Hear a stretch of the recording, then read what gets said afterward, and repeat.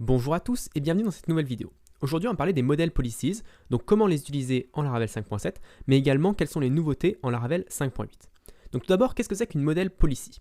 Un modèle policy, c'est une classe PHP qui va nous permettre de gérer l'autorisation de certaines choses, enfin certaines actions, donc ce qu'un utilisateur a le droit de faire dans notre application. Donc est-ce qu'un utilisateur a le droit de créer un article? Est-ce qu'un utilisateur a le droit de modifier un article donné? Est-ce qu'il a le droit de supprimer une facture, etc. etc. Donc on va voir ça dans un premier exemple avec un article justement. Donc je vais créer un modèle Eloquent, PHP artisan make model, post, et je vais créer une migration. Alors je m'en fiche de ce qu'il y a dans ce modèle, je m'en fiche des colonnes, donc je vais directement migrate ma base de données avec PHP artisan migrate pour créer mes tables users et ma table post. Donc une fois que ceci est créé, je vais pouvoir vous montrer comment utiliser les policies en Laravel 5.7, donc comme on les utilisait auparavant. Donc tout d'abord, il va me falloir utiliser la façade gate. Donc la façade gate, c'est celle qui va nous permettre de gérer, on va dire, l'autorisation. Il y a plusieurs moyens de communiquer avec les policies, mais la façade gate, c'est le moyen le plus simple. Donc je vais afficher le résultat de la fonction check sur la façade gate. Donc cette fonction-là, elle va nous retourner vrai si la personne a le droit de faire l'action, et faux si la personne n'a pas le droit de faire l'action. Donc pour l'instant, je vais demander une autorisation simple, donc par exemple l'autorisation create. Donc ça peut être tout et n'importe quoi, cette chaîne de caractères, c'est ça qui est plutôt pratique, c'est assez permissif. Maintenant, create, on ne sait pas ce que l'on veut créer. Ce que je veux créer, est-ce que c'est un post, est-ce que c'est une facture, est-ce que c'est un utilisateur? Donc pour ça, on va lui passer en deuxième paramètre, app, post, classe. Et donc ça, c'est notre modèle Eloquent qu'on vient de créer avec PHP artisan make model. Donc si je vais sur ma page localhost maintenant et que je réactualise, on voit que j'obtiens bien false. Je n'ai pas le droit de créer un post. Alors pourquoi je n'ai pas le droit de créer un post? Parce que pour deux raisons. Tout d'abord, s'il n'y a pas de post policy de créer, par défaut, Laravel va retourner faux. Deuxièmement, par défaut, les policies vont retourner fausses si personne n'est connecté. Donc je vais créer un utilisateur pour me connecter rapidement. Donc pour ça, je vais utiliser la factory, donc faire user est égal factory app user, class, create. Et ensuite, je vais utiliser auth login $user. Donc ça va me permettre de authentifier l'utilisateur. Donc maintenant que j'ai un utilisateur connecté, je vais toujours avoir faux parce que je n'ai pas créé de policy. Donc pour créer une policy, je peux faire PHP artisan make policy et je vais l'appeler post policy. Donc une fois que mon post policy est créé, si j'y vais avec Visual Code, je tombe sur une classe vide ici où je peux rajouter mes autorisations, mes actions. Donc comment je rajoute mes actions? Tout simplement, je crée une nouvelle fonction publique que je vais appeler de la même façon que l'autorisation. Donc ici, si je mets return true, normalement, je devrais avoir affiché true parce que j'ai créé l'action create et dans mon web.php, j'ai demandé l'autorisation create sur app post. Donc si je reviens ici et que je réactualise, effectivement, j'ai bien true. Donc maintenant, quelles sont les nouveautés dans Laravel 5.8? En fait, si vous testez ça, ce code-là, exactement ce que je viens d'écrire dans Laravel 5.7, ça ne va pas fonctionner.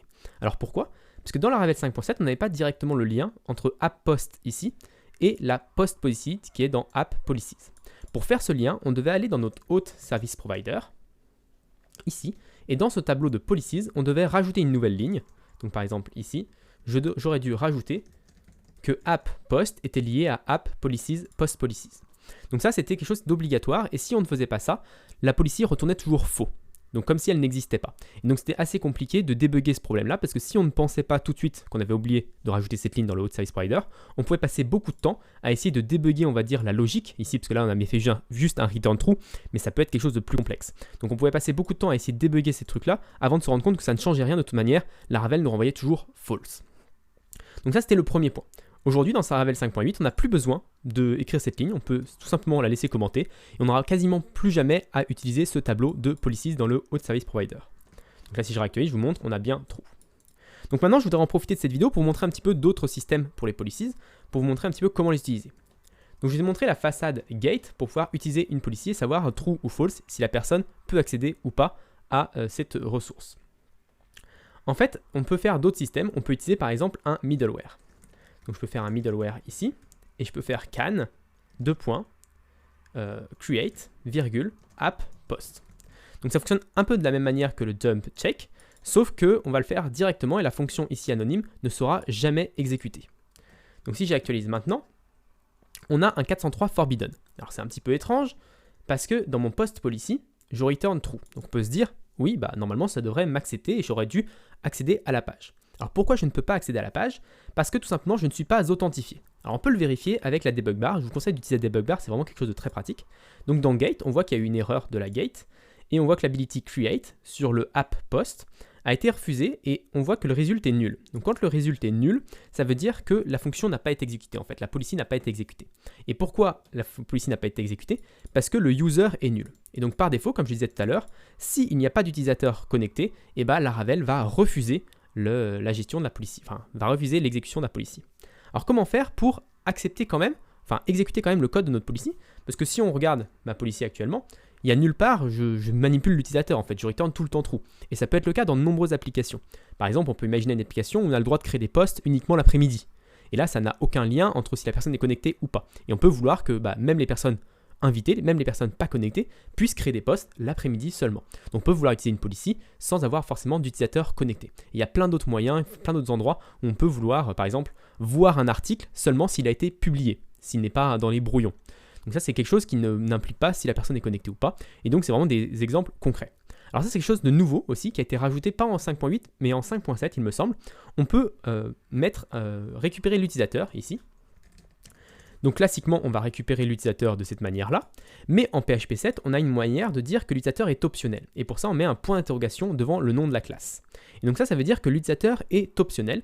Et ça va être une indication pour Laravel de savoir que pour cette policy-là, spécifiquement create, l'utilisateur n'est pas obligatoire. Même les personnes pas connectées peuvent accéder à cette post policy. Et donc, du coup, exécuter le return true ou n'importe quelle logique qu'on a présente ici et potentiellement pouvoir avoir accès à la ressource, créer la ressource, voir la ressource, modifier la ressource. Donc, juste en rajoutant ce point d'interrogation user, $user, même si je ne l'utilise pas dans ma fonction, je vais pouvoir avoir accès à ma page. Donc, si je réactualise maintenant, on voit que c'est bien passé, qu'on a bien le success, que l'user est toujours nul, je ne suis pas connecté, par contre que le résultat est bien true parce qu'on a exécuté la fonction de post policy. Donc c'est quelque chose que je voulais vous montrer à ce niveau-là. Et je pourrais vous montrer également une autre manière d'accéder aux policies qui peut être pratique. Dans le welcome.blade.php, on peut utiliser la directive can. Donc je peux faire can, create, et là je peux faire app post de la même manière avec un ncan. Donc si je laisse ça comme ça, normalement Laravel devrait être affiché sur la page. Je réactualise et on a bien Laravel affiché sur la page à cet endroit-là. Par contre, si je return false à cet endroit-là, et que ici j'enlève le middleware, parce que si je laisse le middleware, on ne va même pas pouvoir accéder à la vue, on aura directement un 403 forbidden. Donc si je reviens ici et que je réactualise, on voit que Laravel a disparu. J'ai accédé à la page, mais Laravel a disparu. Donc ça, c'est vraiment aussi un point important. On peut utiliser les directives Blade, et c'est assez pratique dans nos vues de pouvoir utiliser ce @scan. Donc il y a plein d'autres manières d'utiliser les policies, d'accéder à cette logique, et on a cette logique accessible, écrite une seule fois. On a écrit que cette fonction-là, et on peut l'utiliser dans Blade, on peut l'utiliser dans nos contrôleurs, on peut l'utiliser dans nos middleware, etc., etc. Donc voilà pour cette présentation un petit peu des policies. Je voudrais également vous montrer un petit peu plus loin comment Laravel fonctionne pour le transfert automatique de app post vers app policies post policy. Donc par défaut, Laravel va nous mettre les policies dans le dossier app policies.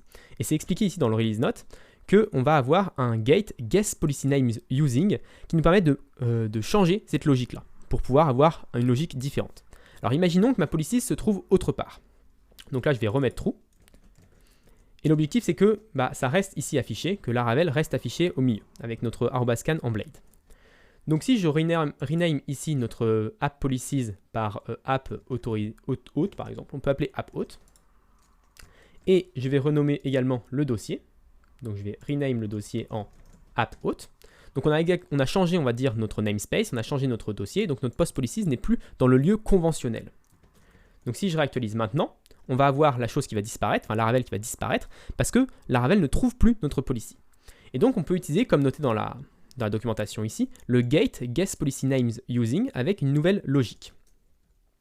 Donc là, je vais aller dans mon auth service provider. Alors, je pourrais le mettre dans n'importe quel service provider. Je pourrais le mettre à plein d'endroits différents, mais je vais le mettre dans le auth service provider parce que c'est là où ça a le plus sa place, on va dire.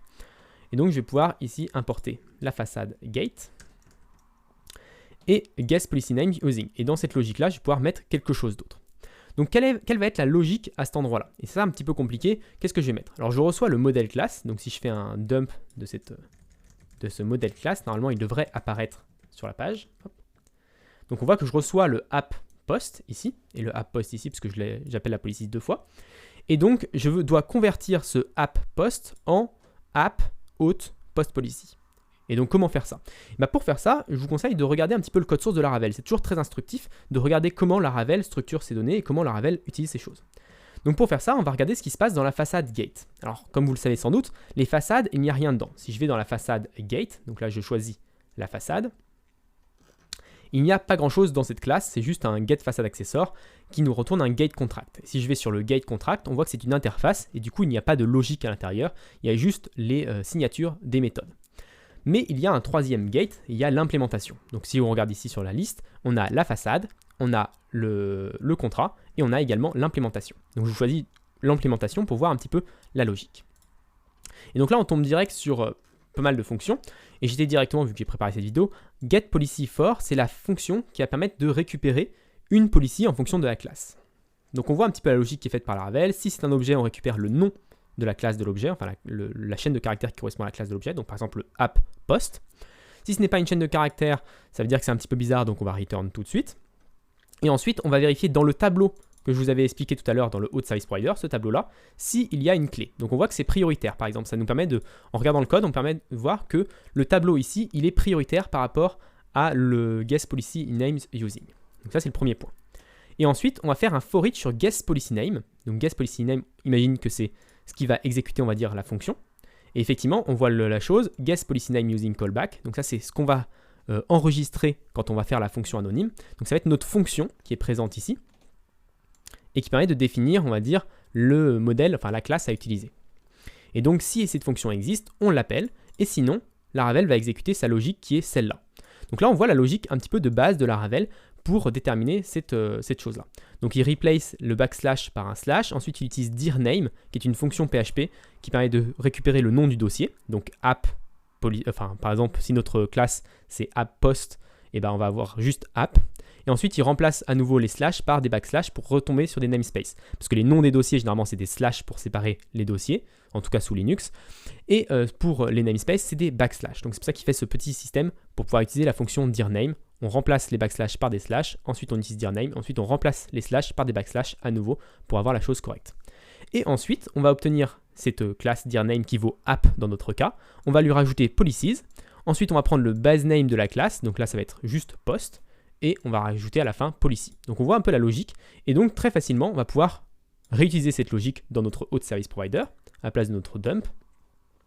Donc ici, je vais faire la même chose que ce que Laravel fait. Sauf qu'au lieu de dire que c'est dans policies, je vais dire que c'est dans auth et qu'ensuite ça s'appelle model policy. Donc model class ici. Donc normalement, si je n'ai pas fait d'erreur, j'ai modifié, on va dire, la logique pour que ça fonctionne à nouveau. Donc si je réactualise, Laravel réapparaît. Donc on a bien exécuté ma post policy. Si je fais false ici, que je réactualise, Laravel disparaît. Donc Laravel a bien retrouvé ma policies alors que je l'ai changé de dossier. Donc là, voir le code de Laravel, ça permet d'un petit peu savoir comment ça fonctionne. On voit aussi qu'on peut retourner un tableau ici. Donc ça veut dire que potentiellement, on pourrait retourner plusieurs emplacements et que Laravel choisisse automatiquement le premier qui correspond. Alors comment Laravel fait ça? Si on revient un petit peu ici sur la fonction, on voit qu'il fait un for each sur justement ce tableau de classe qui récupère et qui vérifie si la classe existe. Donc si la classe n'existe pas, il va essayer de tester le suivant, puis le suivant, puis le suivant, jusqu'à qu'il y ait une classe qui fonctionne, ou alors aucune classe fonctionne. Et ensuite, il revérifie si c'est un subclass. Donc on voit qu'il y a un système aussi d'héritage, que l'on peut définir une policies pour un ensemble de classes si toutes ces classes héritent du même modèle.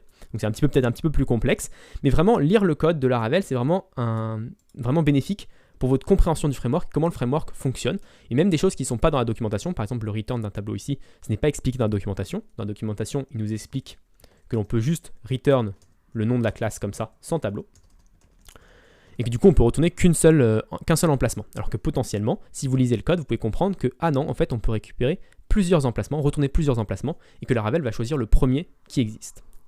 Donc voilà pour cette présentation un petit peu des policies, de comment ça fonctionne, de également comment Laravel fait fonctionner ce getPolicyNames using. J'espère que c'est un petit peu plus clair pour vous et que vous avez permis de mieux comprendre comment ça fonctionnait.